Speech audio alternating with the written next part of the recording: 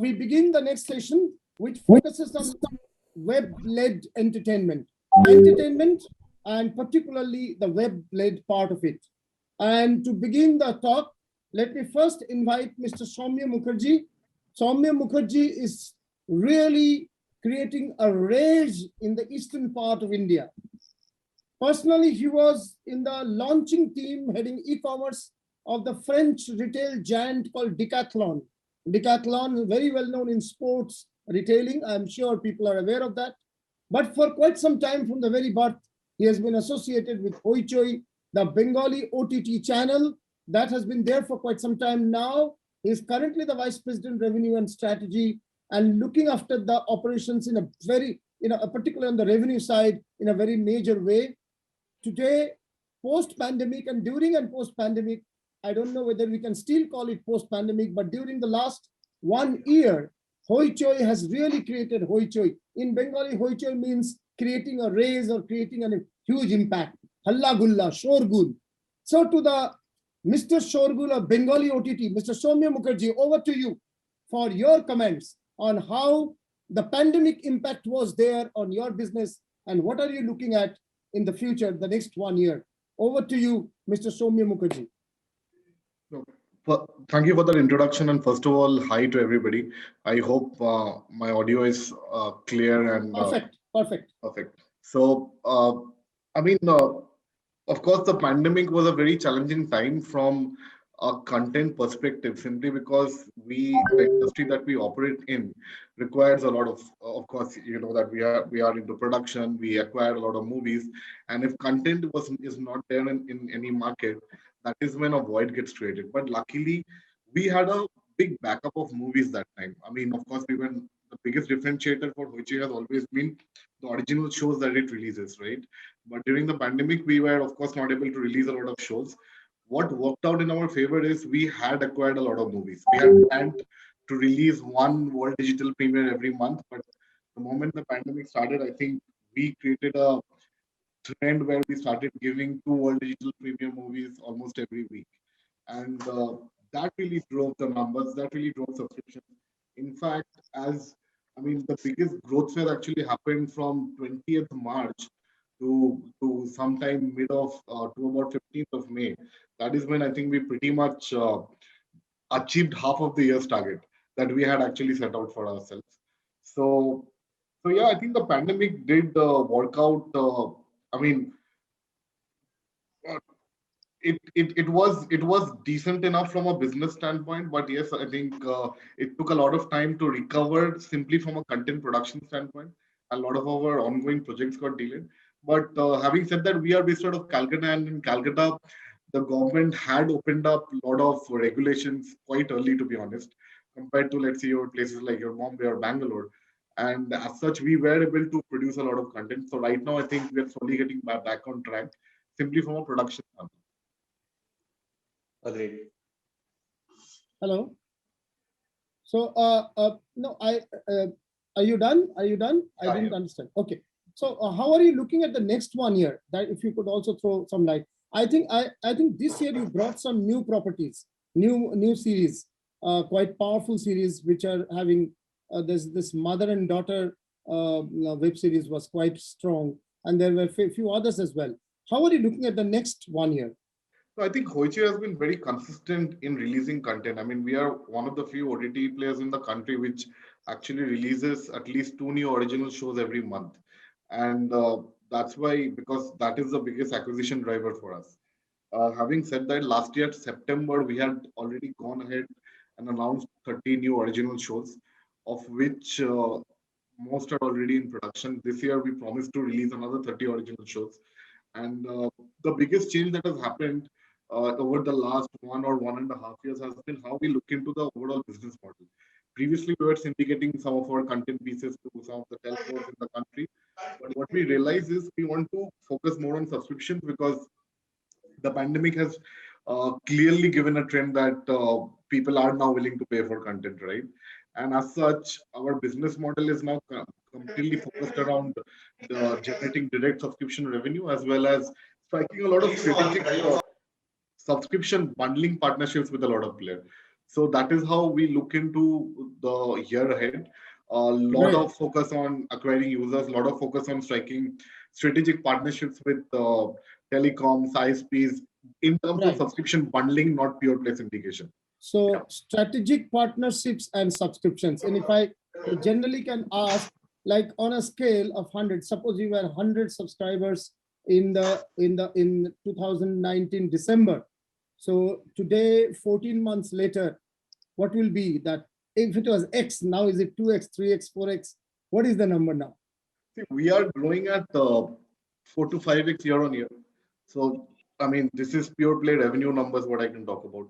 Okay. Without saying much, I mean, we are probably going to break even this year. So that is Very good. something That's we're really really good. looking forward to. No, that's a great success because you are heading strategy and revenue. A break-even is a big story indeed, Absolutely. and will allow you to leapfrog to the next level. You know, Absolutely. Thank there you. would be a sort of a paradigm change. I mean, you can go into the big league in a big way of OTT national big league. I mean, so good. Thank you very much. For Netflix, I'm told if it was 100 subscribers in January 2020, now it is 720 subscribers. That means They're it's growing at 7.2, 7x, 7.2x increase in the last 1 year. So now I have the pleasure to introduce and invite to speak a friend of 20 years. For the last 20 years, we have been friends. He is a film producer, director, ideator, and storyteller, a quintessential creative content producer in a way.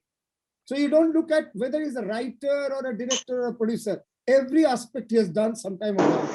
Sometime or the other in his long scale, spell of career of the last two decades almost, starting with Reliance Big Entertainment, being creative director of Reliance Big Entertainment, and moving on to later on being the head of non-film division of Red Chillies production, headed by Shahrukh. We know that.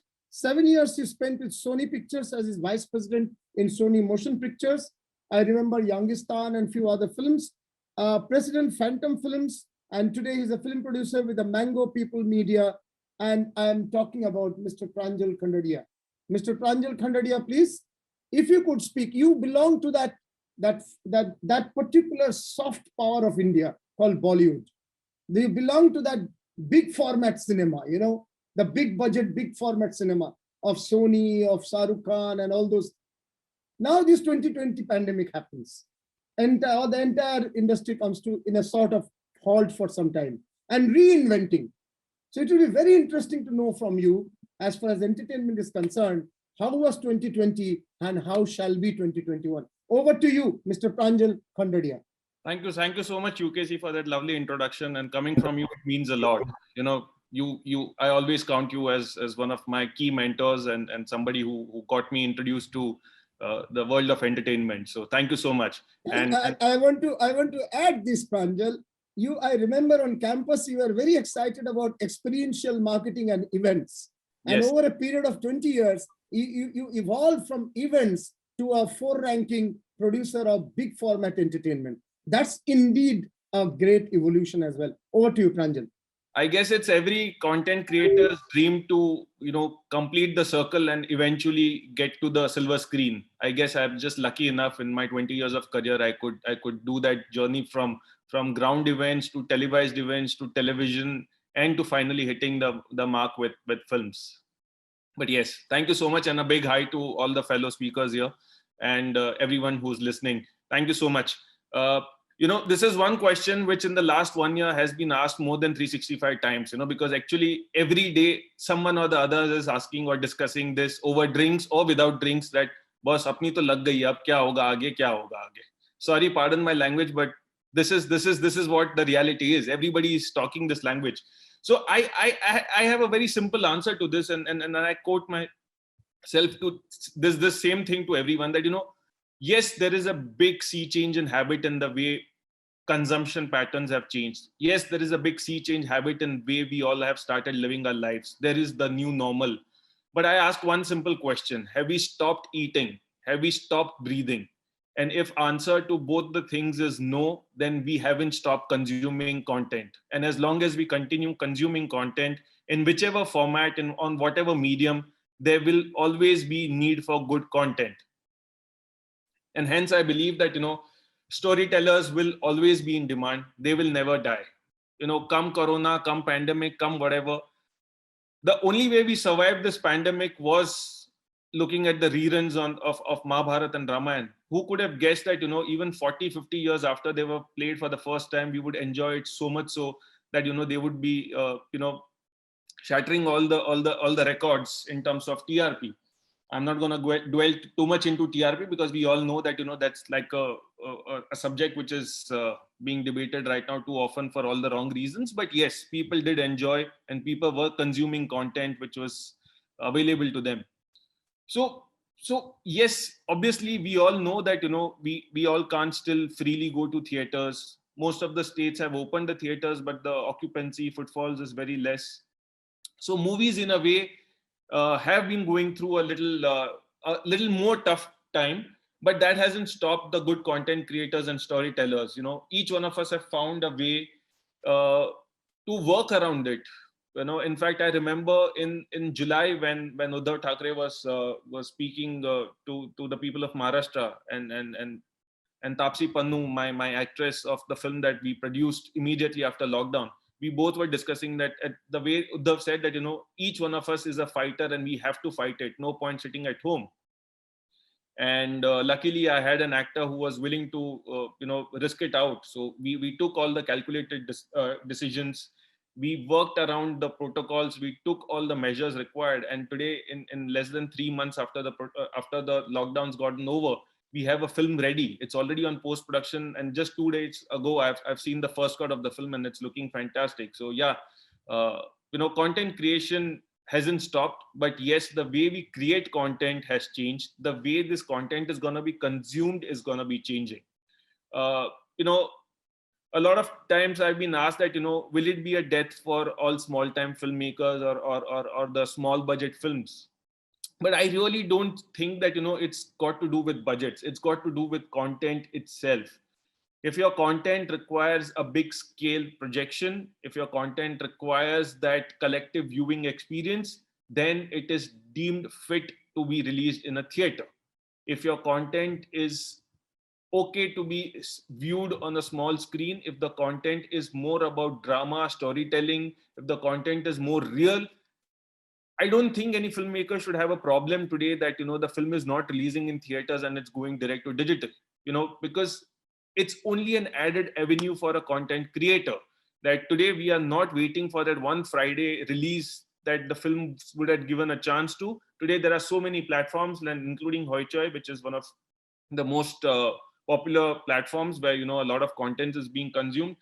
I would say that, today it is the best time for content creators and talents to showcase what they have got, rather than being restricted to one particular format, which all these years that, people were struggling to. Today there is no dearth of talent everywhere. You see people who are putting up videos on different platforms. TikTok is banned in India, but, literally, when we used to call casting directors, they used to send us photos and then they would call the person for an audition. These days, everything is available. All budding talents have put up their videos everywhere. So, the whole process has gone a sea change. The whole technology has helped the production in a way that, we know that, we don't need to do physical activities that much more. In fact, I know of directors who have also gone ahead and directed ad films and short films during lockdown by giving commands over a Zoom call. Now that's what technology does. It does not kill the medium. It does not restrict creativity, but it only enhances. And that is what my firm belief is, that, going forward, it's only going to get better with the new technology that we have, with the new avenues that we have. And it's a great time for us content creators to reach out to platforms, showcase our talent, put up our work out there. I've just recently, last week, Mr. Anand Mahendra announced our next venture at Mango People. We've bagged the rights, the life rights of Maharani Gayatri Devi, one subject which the entire Bollywood has been chasing since a long time. Yes, why do we get it? Because we are not giving the only platform that every time a filmmaker went up to the family and said, we will create a magnum opus. Yes, we'll create a magnum opus, but we are creating for digital, Hence, we are not under the pressure that, our Rajmata Sahib, Maharani Gayatri Devi needs to do a pinga, which is quite essentially a commercial request. When you are putting up a Sanjay Leela Bhansali film for theaters, you are requested, you are kind of required to put up commercial song and dance and all those commercial activities that was required for that particular medium. But since we have a new medium today, web gives us the opportunity to provide edgy content, provide bold stories, go into the real depths of the characters and the stories and explore that with a certain pace at which we can follow them and fall in love with them. Hence, I think we are in a good state and it's good times, yes, the pandemic has impacted us as an industry in a lot of ways. And I know this is not the forum for socio-economic discussion. I would only talk about content creation here, that yes, in terms of creation, I think the industry is back on its feet, and the amount of work that is happening right now is actually much higher than what we were at in 2020 March. There are no talents available in the market. There are no cameras available in market. A DOP worth his salt is at least filming 2 films at the same time. There is absolutely diehard crunch of talent right now. And it's only a positive sign that all of us have got so much of employment to look forward to. And thanks to all the digital platforms and the web. So I think as content creators, if anyone's interested, I think we should not look down upon a certain medium, or we should not only wait for a particular medium to put out a work. I think we should embrace what's available today and create content for every possible medium. I think. Great. Yeah. That's the positive way to look at it. And you've also given example of even the big budget films also not going full hog. Though I'm sure there will be rethinking on their positioning, their branding, and their placement in the current situation. And the best thing that you say is a good time for content producers, and there is a talent crunch. Now, when you say talent crunch, there is because I am in this sector of education, of media and entertainment, around 1,000 institutes at the undergraduate and postgraduate level are having institutions or departments or schools or batches of media, which with a conservative number of even 100 students per institute on an average, which makes it 1,100,000 passing out. Still, you are having a talent crunch. Where is the gap between the education and the industry? If you could also point out, you must be seeing so many youngsters in the last 10 years. One big thing I've noticed over this years of hiring students from campus is that, not every institute of the 1,000 institutes that you are referring to, sir, provides practical education. I think that is the biggest drawback, as well as the biggest trump card of certain institutes which provide that. So the students come fully ready and equipped to enter the industry. The handholding period of those students is much lesser when they come with practical knowledge. I think this is a hands-on vocational medium, and we cannot be just relying on textbooks when it comes to actual execution of stuff. Okay. And especially for creators, I think unless or until you create something, fail in it, and then recreate, till that time, I think there is no point in just coming and saying that, I've passed out as a copywriter from XYZ Institute and here I am. That person needs to put out content, make short videos, put it on YouTube, see what you can do. Today, technology is available, and it's so cheap that, today, if you have an iPhone, go shoot a short film. So basically you're looking at people with proven track record of some portfolio of work, portfolio of content across various platforms, whether it's digitally preserved or otherwise. And today it's largely all digital, whether it's video, whether it's text, whether it's any other content, it's all on the digital platform. So you're looking at people with portfolio, proven portfolio and practical knowledge. That's what you are looking at. Sir, the risks are so high that the chances of failing with a new team whom we are not confident of, or a team which is just starting out, becomes that much more important in the project. Last one before you go, because I know you have an appointment beyond 3 o'clock. It's almost 10 to 3. And you have an appointment with a leading artist. You didn't tell the name. That's okay. I'm sure it's not Tapsi Pannu. She is busy somewhere else. So it could be someone else. So let me just know, how do you look at the next 1 year with respect to cinema? On OTT and others, our friends are speaking anyway. So with respect to big budget cinema, how do you look at the next 1 year? Sir, I think the movie going experience is now going to be even more enhanced with all our exhibitors trying to up the game. You know, it's no longer going to be popcorn that will lure you into the theater or the AC that will lure you. 2K, 4K digital projection, state-of-the-art sound system, 7.1 Atmos Dolby sound system, that will add to the viewing experience of the audiences. And that is what will get audiences excited to go back to the theaters. Today, if we want to watch 83, which is one of my next films that will be releasing soon in June, I'm saying that today, for that experience of watching India couple, they're lifting the World Cup from 83. Why would you want to watch it on your mobile phone or on your TV sets? Exactly. You would want to go with your friends, go cheer when Kapil Dev was hitting against Zimbabwe and making those scores which you never saw, the match that you never saw. Watch it on the big screen. So I'm guessing that, you know, it's only going to be that big excitement. Once we start going, I think nothing will stop us. So it will be a game for big budget films still on the silver screen, whereas the low budget films will go on OTT route or any other? Would you suggest that way? Sir, I think I made a small point when I said that, you know, I don't think we should demarcate it basis budgets. Okay. I think the subject matter of the content is what will decide the medium that it should go on. Right. Okay. Like a big budget film like Gulabo Sitabo could have waited for a theatrical release. But the reason why it also chooses to go on digital could also be the niche content that it had to provide. Right. So it's, I get it. A large budget sports film, a large budget war film, a large budget historical period film cannot be enjoyed in the small screen. It has to be on the large screen itself. Thank you for all those. I must note that in the questions segment there is a gentleman from South Africa who has written, "I'm interested to produce films. I have project stories and investment opportunities also. Subjects are very interesting." He has given his email ID as well, which I will share with you. MK Akhtar, Dr. Muhammad Khurshid Akhtar. I will share that email ID with you if it is of any worth to get in touch. Thank you. Thank you very much, Pranjal. Thank you, fellow speakers. Thank you. Yes. And best of luck with 83. 83 we are really waiting for.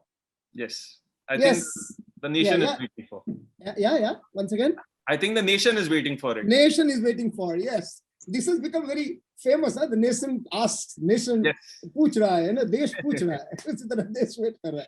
Thank you, Pranjal. We move on to the other person, and here I bring to you a legend who has actually brought industry, government, and education together. Very rarely can someone do in his lifetime to bring industry of entertainment of a particular type, government regulations and policies and measures on that particular on that sector of entertainment and education of that sector of entertainment together on one platform, and can be actually a mentor to several organizations. And apart from being a serial entrepreneur as well, earlier he was the CEO of Big Animation, and today he has set up Punnar Yug Art Vision and Screen Yug Creations. And very interestingly, he is setting up the Green Butterfly Art Village at Lonavala, which is a sustainable ecosystem of art. Now, this is something maybe new to you, but what you all know perhaps, he has been a force behind FICCI Frames in recent times, the content and the planning and the curation of FICCI Frames. We know that's the biggest media business meet in the country. AVGC Forum of FICCI he is heading. He is also the spirit behind setting up a Media Sector Skills Council, which now Government of India and FICCI jointly run it. So whether it's industry of animation, we know animation in India, the Chota Bheem, that Ganesha and Krishna, all these things come to our mind. Those are the expressions, the creative expressions of animation.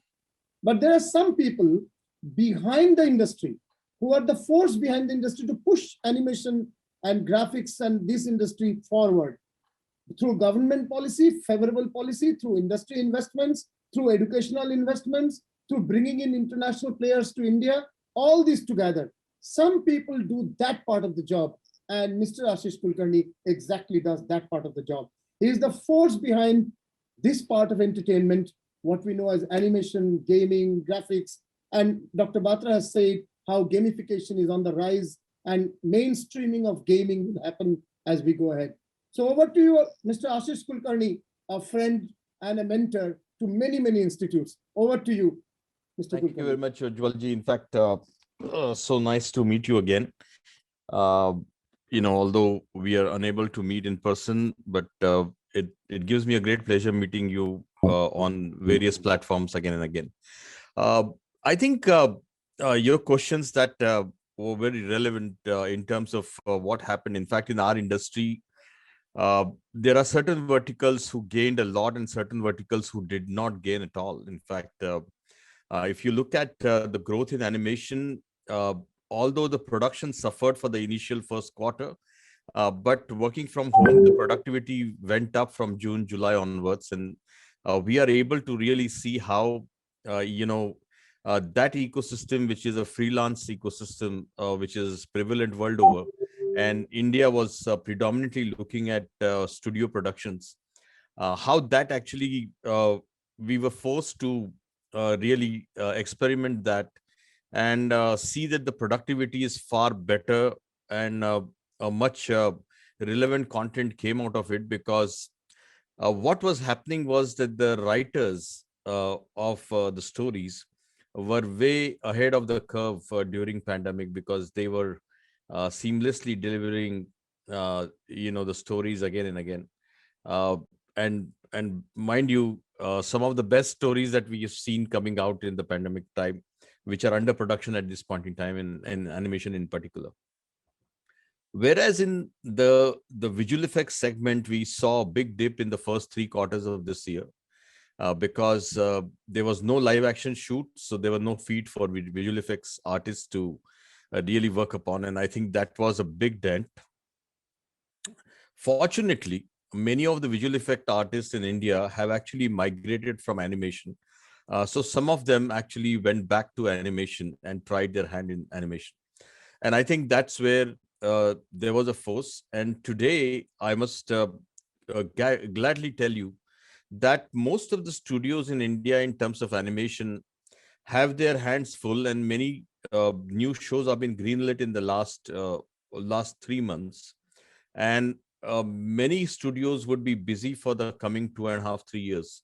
And now we are going to smaller cities. And, I was in Madhya Pradesh last week to talk to all the studios in Sagar, and in Ratlam, in Devas, in Indore, and Bhopal, and Jabalpur. And you will be surprised to see that all these cities I named today has a minimum of 2 to 3 studios, and the cities like Bhopal and Indore have upwards of 20 to 40 studios. So our industry during this time, when the artists left the big cities and went to the smaller cities, to their hometowns, and started delivering from there, many people ended up starting smaller studios at their places. And I think that's a big welcome sign. It gave me a great pleasure to see some of these guys who had a great leadership quality became studio owners in the last 2 quarters of this year, and their entrepreneurial journey has started. And many following artists to them from their institutions, from their local cities, have joined them, and they have started delivering shows from their small places. So this has been one of the major trends that happened in the positive side. Although the VFX, whatever is lost, could not come back, but I see VFX will do much better in the coming year, because many artists are deciding to shoot, or many producers are deciding to shoot against the green screen or digital screen. And a lot of work will come back to the visual effects artists to clean up and add a lot of details to the scenes. So we foresee that the coming 2 years, at least 30% rise into the shots that would come for the visual effects, whether it's television or feature films. In terms of gaming, we had seen a big rise, because the engagement on the web in a browser-based games and many other things happened drastically. It went up 700% in the first quarter of 2020 21 itself, and that trend continued, and that's where we see the next big curve is going to come in. So to give you statistics, as of today, we have about less than 1% of the global volume that we do in AVGC sector and XR sector in India, with about 185,000 artists, and we do about 4.4 billion total in AVGC XR. But what we are looking for India is that in 2030, you will see that we would be doing at least around 4 to 5% of the global work, which would be in terms of 60 to 80 billion dollars with today's price calculation. At the same time, our workforce requirement is going to be almost about 10 times higher. So we will be almost requiring around 20 lakh people, out of which we anticipate that the gaming vertical per se, including XR, would be more than 30% of the total universe of media and entertainment all put together. So that will be a single largest, vertical within the media and entertainment. And that entertainment vertical alone will have a direct employment of about 10 lakh people in the next 10 years in India itself. So the education side has to gear up to that, and we hardly have education in that segment. At the same time, the skilling level has to go several notches up, because the delivery parameters are very different. And what OTT has done is that it has actually broken some of the trends that were continuing with a particular quality of animation on the broadcasting, and a particular quality of animation which was going from India to the theatrical. They have broken those barriers and have taken some of the Indian shows to more than 190 countries. And I'm glad to tell you that the Mighty Little Bheem, the Indian show, is doing #1 in all the kids categories across the globe on Netflix. And that's a big plus for India to see that the character animation starts doing well.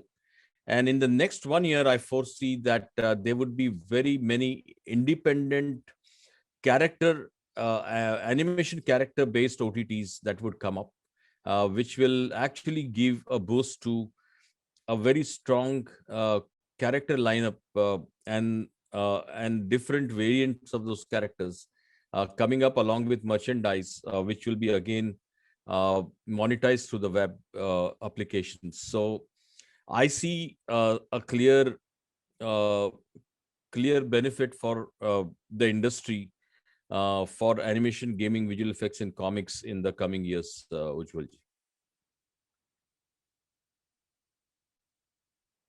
You are muted. Thank you. That's really a positive news.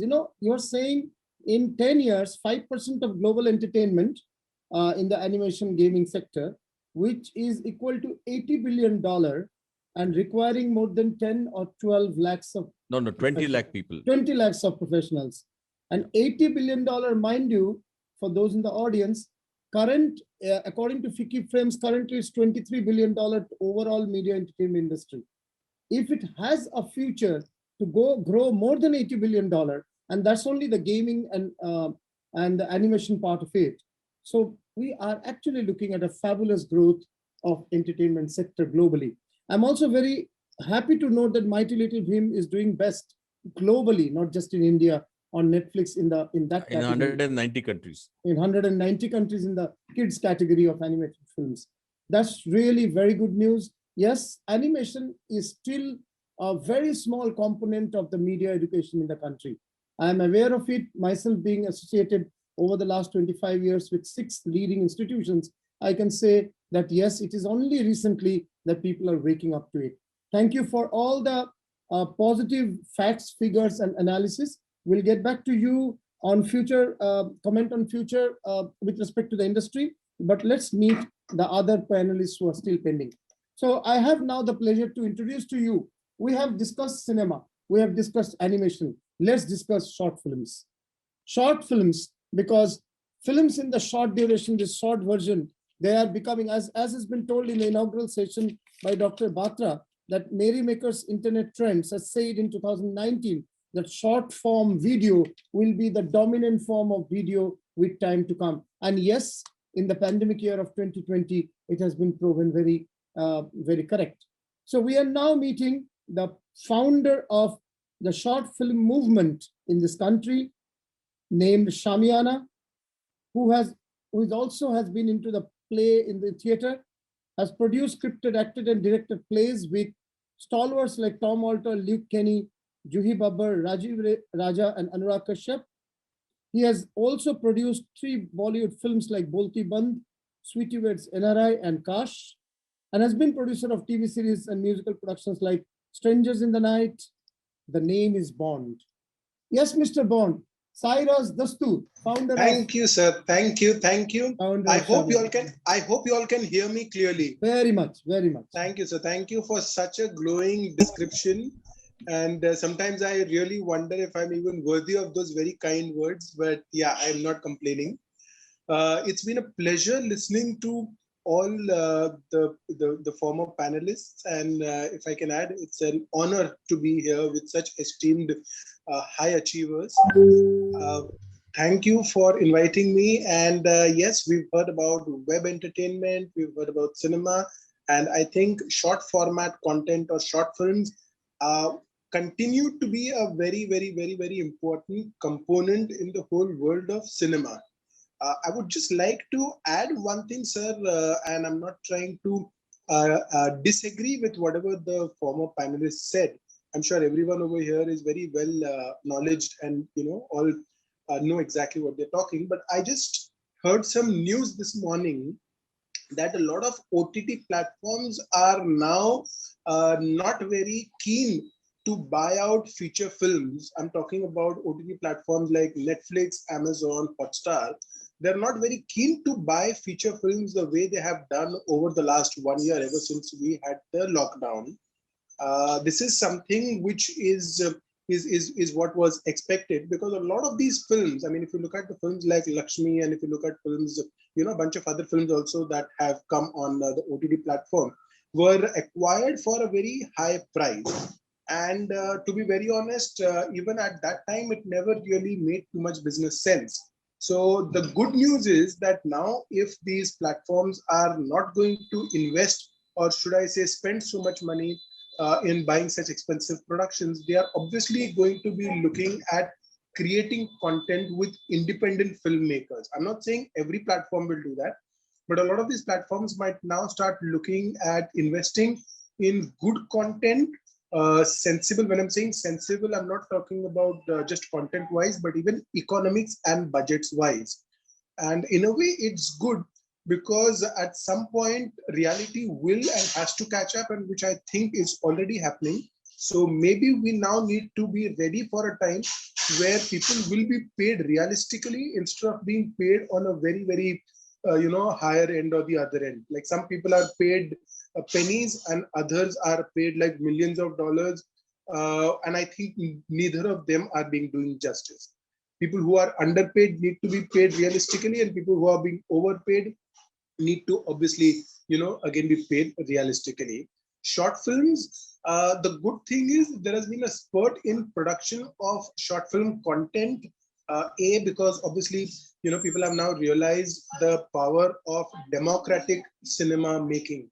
We have been conducting so many lectures, and one thing which I've constantly noticed is that even while people are sitting at home or not doing much, there is this constant desire to document whatever stories they have in mind. So that is one point. B, I think people realize that it's okay even if you do not succeed. Making a short film is not that expensive, or it's not that complicated. So what if you make a bad film? You will learn from the mistake and you will go on and make a better film. I think it's also a good warm-up practice for aspiring filmmakers. At the same time, filmmakers, established professional filmmakers who've already done successful work in life are also, I'm sure, quite keenly looking to come and create content in the short format because it allows them the liberty to tell stories which they may not be able to say on a larger screen because of commercial constraints. In fact, I have seen some very, very interesting content being generated, not just in India, but also all around the world.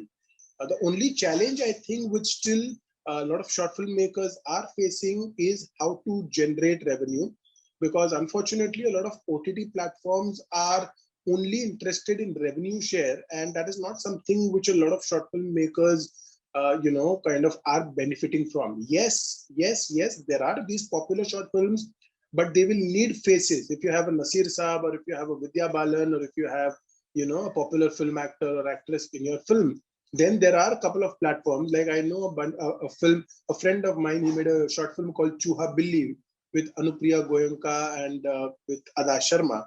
And I'm told he sold the film for close to 18 or 19 lakh rupees. It's a short film. It's a short film of around, I think, 13 or 14 minutes. And he was one of the fortunate filmmakers who could sell the film. There was a lot of kharcha also in the film, but he could sell the film and he could recover his investment, and now he's making another film. So I think this is a cycle which short filmmakers will have to put up with for a while.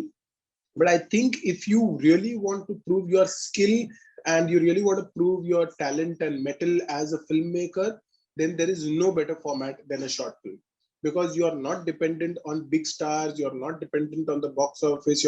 But yes, you will have to make a good film.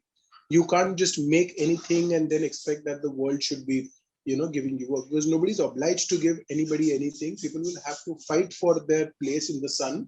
And I think one of the benefits of the challenge or the crisis that we have faced is a lot of filmmakers have learned to do the best with whatever has been available to them. The good thing is, sir, you have also seen the journey, you have seen the Shamiana journey, and you have seen a lot of the films that we have also been a part of. And I think it's going to be a constant learning process. And short films are being made in all formats, be it in animation, be it through mobile phones, be it using professional cameras.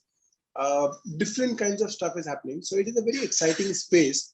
And I'm happy that there are a lot of these new OTT platforms coming up. We at Shamiana also are, kind of curating for other people. So, I think short films are getting, like a good opportunity, no doubt on that. I really appreciate, and there are many contests that are also being done on short films to find new talent, new talent from among the learners and the young people. As they are new, you yourself have been advocating the cause of short films on campuses after campuses. Look forward to your physical presence on our campus as well. Correct. Correct. We'll get back to you with a closing question a little later. Let me introduce the next speaker in the meantime. We have with us Mr. Lloyd Xavier, Associate Vice President of Marketing of ARHA Media and Broadcasting. And they run the OTT called AHA OTT. I hope you know AHA OTT very well. He has been for the last 10 years in the industry with a 360-degree experience in marketing, various aspects of marketing. He has also worked in Network 18, Yup TV, also in their OTT platform, and Deloitte, the consulting firm. So Mr. Xavier, it would be my pleasure to listen to you first time. Some of the earlier speakers have been personal friends, so I've heard them, but it will be my pleasure to listen to you first time. Over to Mr. Lloyd Xavier. Likewise, Professor Ujjwal sir, thank you very much for having me here.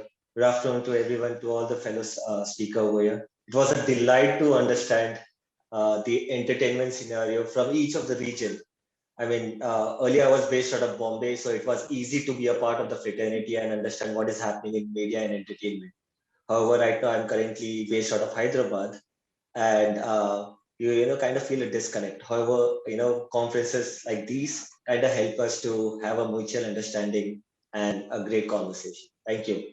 Ujjwal sir, the question that you had asked over here in terms of pandemic, how OTT kind of performed over here, I would like to put in some thoughts over here on how a regional OTT platform was addressed and how the consumption pattern of an audience kind of changed over the period of time. At the start, when we tried positioning AHA as a platform over here, we ensured that, the positioning of the platform needs to be so accurate so that, it kind of becomes a habit that to form a habit in a OTT space becomes a challenge. So what we kind of did over here was, we kind of positioned AHA as a 100% Telugu entertainment platform.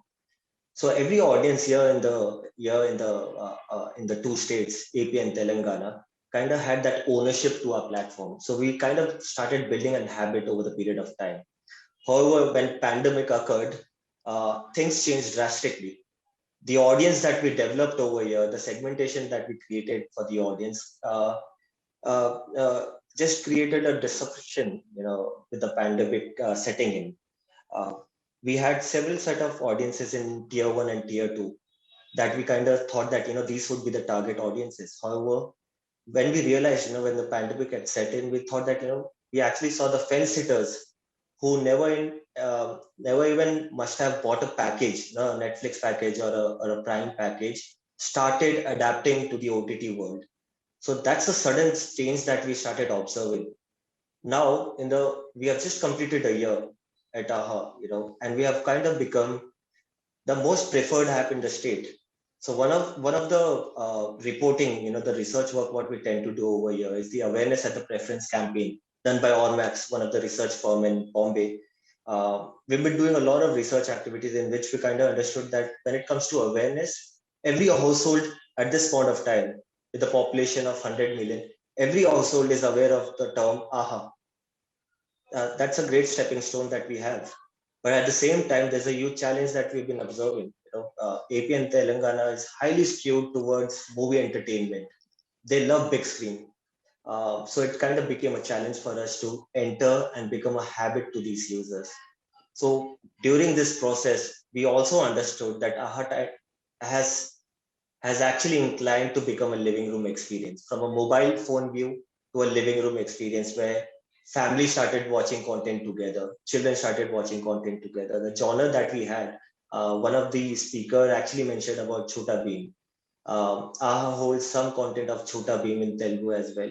And we have observed that even, in the age group of 8 to 12, people started watching the content on an OTT platform. So we have seen a drastic evolution from a big screen to internet-enabled devices like a mobile phone, tablet, desktop, so on and so forth. So the evolution of entertainment has become quite overwhelming for us, and the acceptance of the audience for an OTT entertainment has given us a satisfactory result over the period of time. Yep, Ujjwal sir. Yeah. How do you look at, now you have told the last 1 year story and how you have evolved it, and you have already touched the heart of your audience even within 12 months. And this has been a pandemic year, obviously a very different year, and the business has been very different than what you might have planned in 2019. So That's after right. this 1 year, how are you looking at the next year, 2021? Taking lessons of this year, how do you look at the next 1 year? Well, that's an interesting story. I think every business, when they enter and when they start off with their entire transition period over here, they tend to have a strategy in place. However, in 2020, we kind of pivoted from various concepts. The type of content that we hold. We had originals, but during pandemic we couldn't produce any content, so we kind of pivoted from originals to dub movies in Telugu. We still stuck to our promise that we will still ensure to deliver 100% Telugu entertainment. So that's how we kind of pivoted from one model to another. For 2021, it's a very clear vision that we see currently. We'll probably want to become the local national. When I say the term local national, do we need to be a part of all the other vernacular language? The answer might be yes or no. But at the same time, since we positioned AHA as a #1 South Indian entertainment platform, we want to diversify a little. We want to understand that, how does Tamil market react? How does Malayalam market works upon? During our research work, we also understood that there's certain number of traffic which is actually coming from Kerala and Tamil Nadu, where people from Chennai are enjoying the platform and they are viewing a lot of content over here. So that kind of gives us a perspective to understand in the business model for 2021 that, there is a scope to diversify as a platform. When it comes to marketing, whatever we've been doing so far through traditional and digital medium, we'll have to take it a notch higher. But when it comes to partnership, there's a whole arena in front of us. We see a playground in front of us, right from telecom partners to device vendors. So all these avenues are open for us. So great time to explore partnerships at this point of time. Strategic partners in international market as well, wherein we see close to 500,000 Telugu audience settled in US. So it kind of gives us a clear avenue to go ahead and do some strategic partnerships. Great, great. That's the way ahead. Thank you for that. We might come for one quick round, maybe, let's see, depending on time. Well, still, we have the last speaker to go. You know, many a time someone asks me, I have done masters in literature, in English or Bengali or Hindi, whatever, masters in literature. What do I do next? I'm totally lost. I feel like introducing that gentleman or that lady to the next gentleman that I'll be calling, because he is a master's in English with a diploma in journalism, being the best student in his diploma, moving on to do short stints with various media initiatives like Times, School Times, Indian Express, Magna Publications, Midday, and Times of India. After having doing all this, he understood his heart is in entertainment. And then he went on to join IndianTelevision.com, one of the earliest digital platforms on the entertainment sector, till becoming its managing editor, and thereafter taking a plunge with 2 other partners and starting his own entrepreneurial venture. Today, that venture is among the top 3 in digital entertainment in this country. I'm talking of Mr. Siddhartha Laik, co-founder IWMBuzz.com, originally known as Indian Wikimedia, today known just as IWMBuzz.com.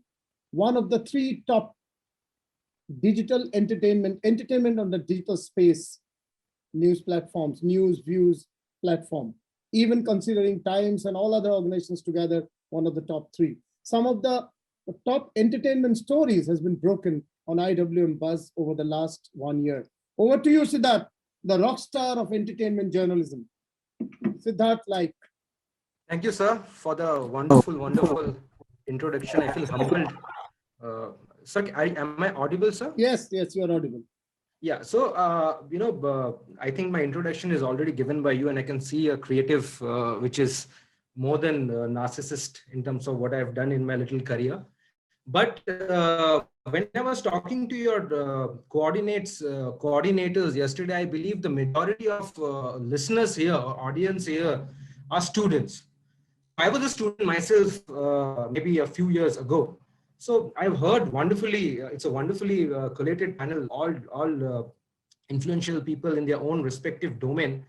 So we are a startup, sir. We are still self-funded. We are going to complete 4 years in our space on 21st of March, 2021.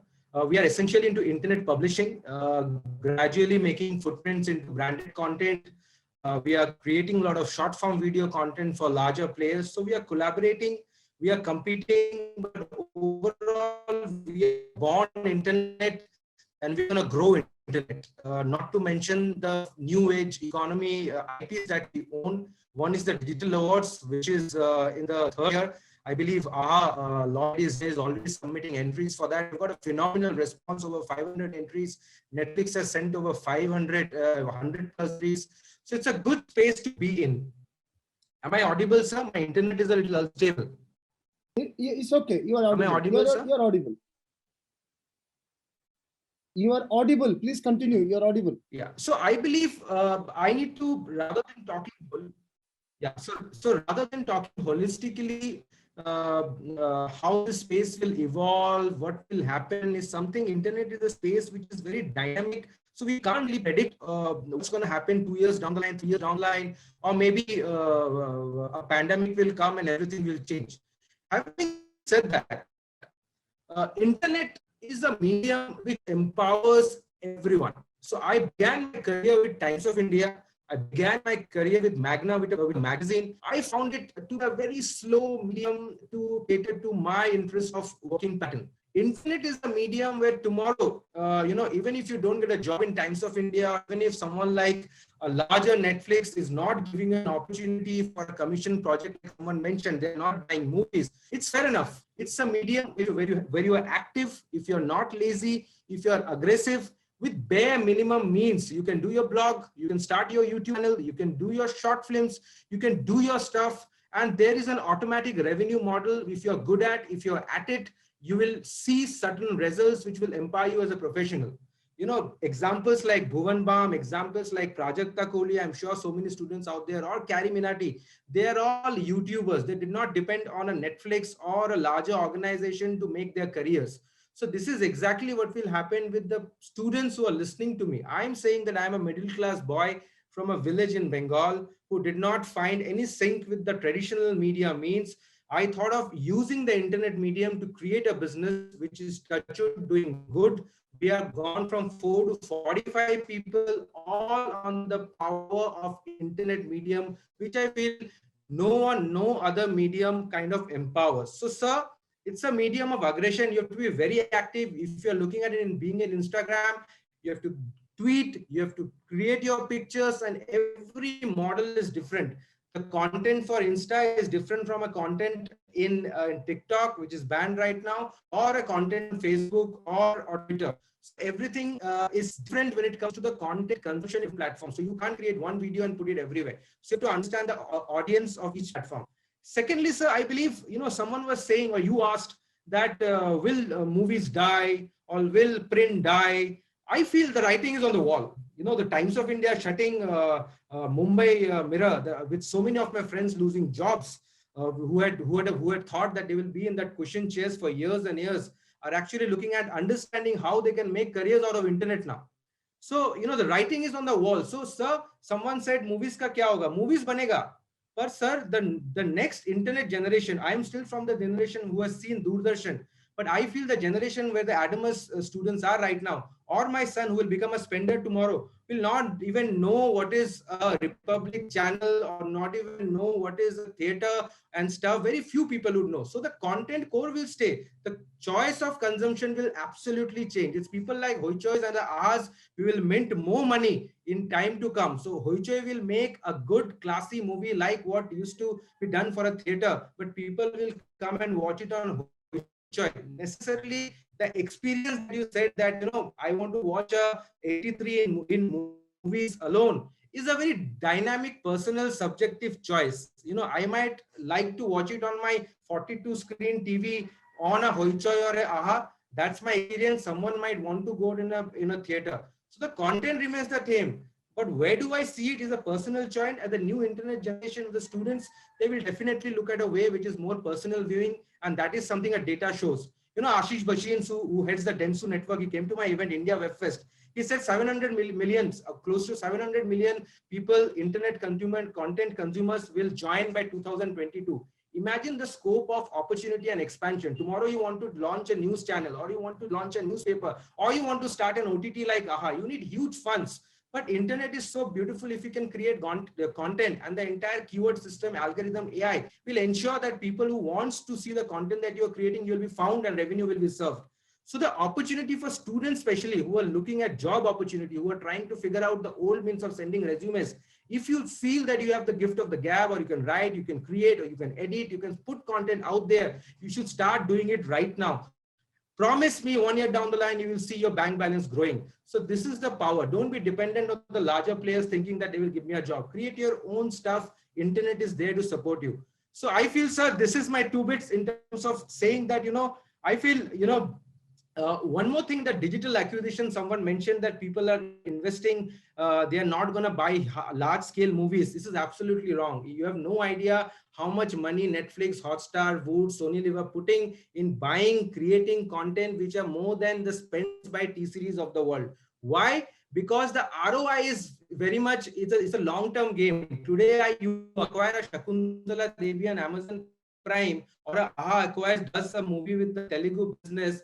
they use that thumbnail as a subscription model for the next 10 years. So your returns on investment is longer compared to a print or a theater, which is only a 3-day window. So the investment is very, very justified when it comes to buying or acquiring a large scale movie.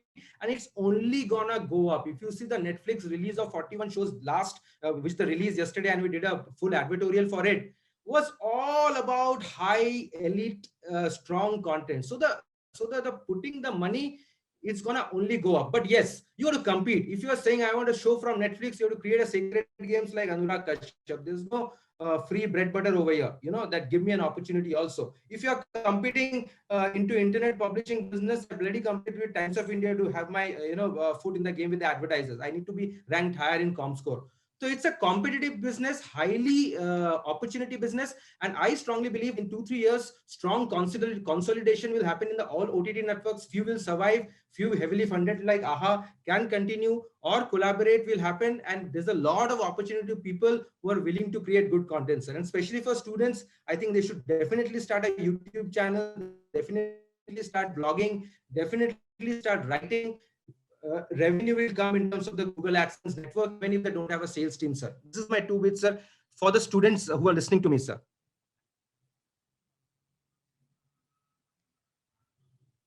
Very, very encouraging for the students. In fact, you are very right. If you create your own portfolio of your work, as has been told earlier also by 1 or 2 other speakers, that will stand one in strong way moving ahead. I don't think Soumya of Hoichoi is still here at the moment. He must have left. There is a question that you can answer, perhaps, Siddhartha.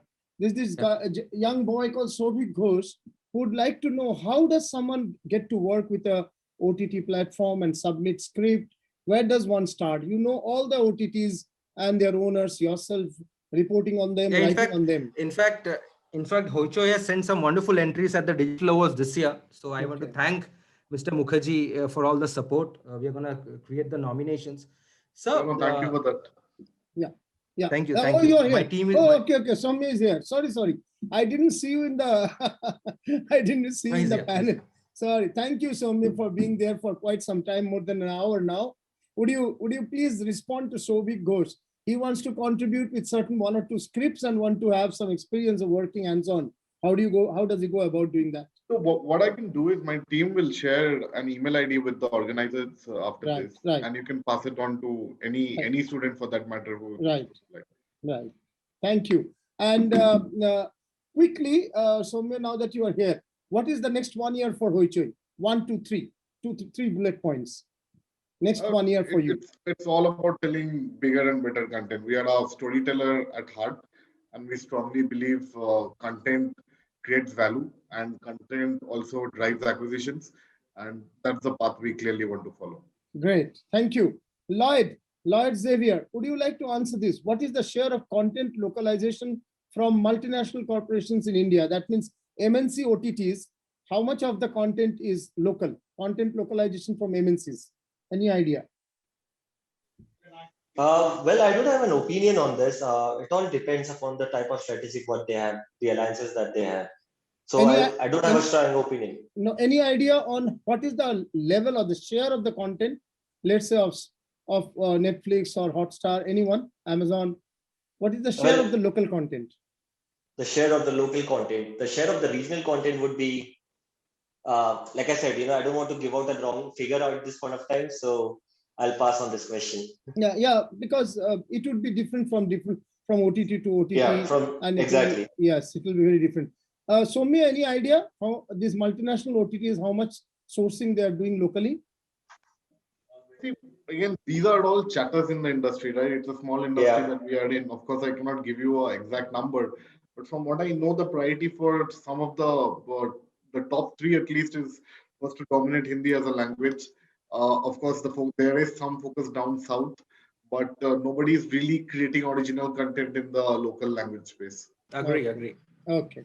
And now that we are at 3:34, 4 minutes past the upper time, so I will have to do a hard stop here. But before that, Siddhartha, your last word. You've given some suggestions. Yes, sir. Still, last word for the youngsters. You have been engaging many of our youngsters as interns and writers in your school as well. So your last word to them. Students from AVGC are already working with us, sir. Right. Yeah. Any suggestions to those who are in the audience? How do they prepare themselves for entertainment journalism? See, entertainment journalism, someone asked that, you know, someone wants to send a script to a large network. I would suggest, you know, though Mr. Mukherjee is being very sweet saying that my team will reach out, but there has to be some, you know, background of internship, working with someone, you know, rather than directly thinking that I will get the meat and compete with maybe Sunil Mishras of the world. So there has to be a step down to step up approach, go do internship, be with the script writers, see how grueling the session is.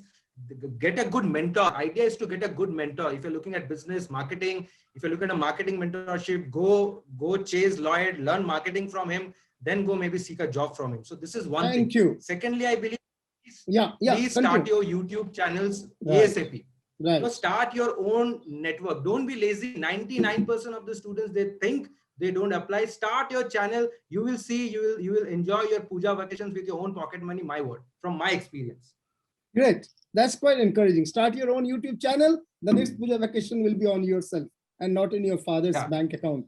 Thank you. With that, we'll bring 5 minutes beyond the time, but it was a fabulous session, and I'm sure everyone who is in the audience and who is in the panel would actually agree. Lot of information, lot of facts and figures, and bright young people who are running the industry in front of you, from South, from Bengal, from Mumbai, all over the country.